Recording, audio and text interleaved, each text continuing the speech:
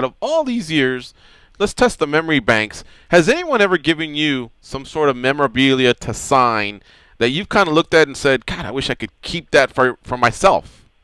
I actually get a lot of pictures and a lot of things from people to sign. I was like, man, where did you find that? Mm-hmm. That's a cool one. I've not seen that one before. Yesterday we were going to have Shane Carwin on the show, and we didn't hook up, but we're going to have him on today. But in these last 24 hours, he put out a statement that said, "For Brock Lesnar, I would come back." How about Randy Couture? Is there a particular fighter that you would come back for? No, I don't think so. I'm pretty happy with the decision I made, and pretty comfortable with where I'm at.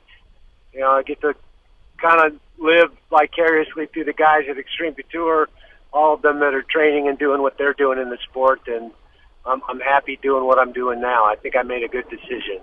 Tito Ortiz and Stephan Bonner will fight at Bellator 131 on November 15. And, you know, these two guys never met up throughout their career, and they are going to fight. It reminds me of when you and Coleman fought.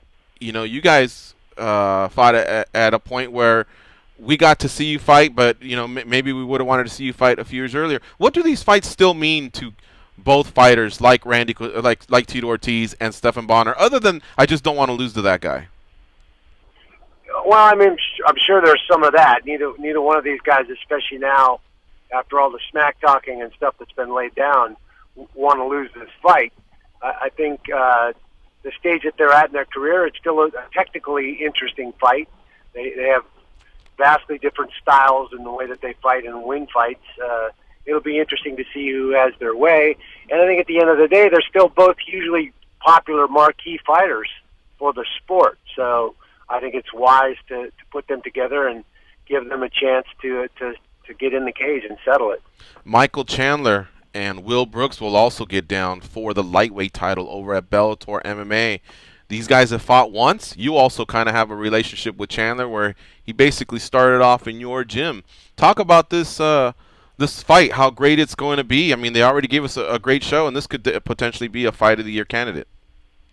Absolutely. And I think each and every time Chandler steps out there, you know it's going to be a rough and tumble brawl, and he's got a great style. I've been fortunate to see him in training over the years and see him develop and kind of blossom as a great fighter. And, you know, his opponent obviously won the first time out, so he's got something to prove and to come back and win the title again. So I think that's going to be a great fight. Rumors are that in the first fight, Chandler wasn't at 100%. And I know I hear this from fighters. Basically, if you are 100%, you didn't train hard enough. But from legitimate sources, at least that have told me, maybe he should have even backed out.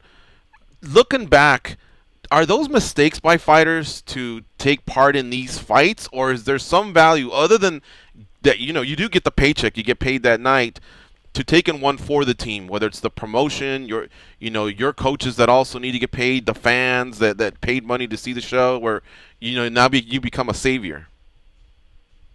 Well, I think it's important. It's hard for us as fighters to sometimes make a rational decision like that and step out of a fight that you maybe shouldn't be in or not 100% able to compete at your highest. I think dealing with that adversity makes you, in the long run, a better athlete. You're forced to train a different way, to use different training tools and different techniques to avoid or get around those injuries and use the rest of your body. And I think ultimately, if you weren't injured or operated under those circumstances, you wouldn't have done that. So I think at the end of the day, it's certainly good for the promotion. It's good for the fans. It may not always be good in kind of a volatile sport like MMA, where one loss can sometimes put you over the hump. Fans are fickle.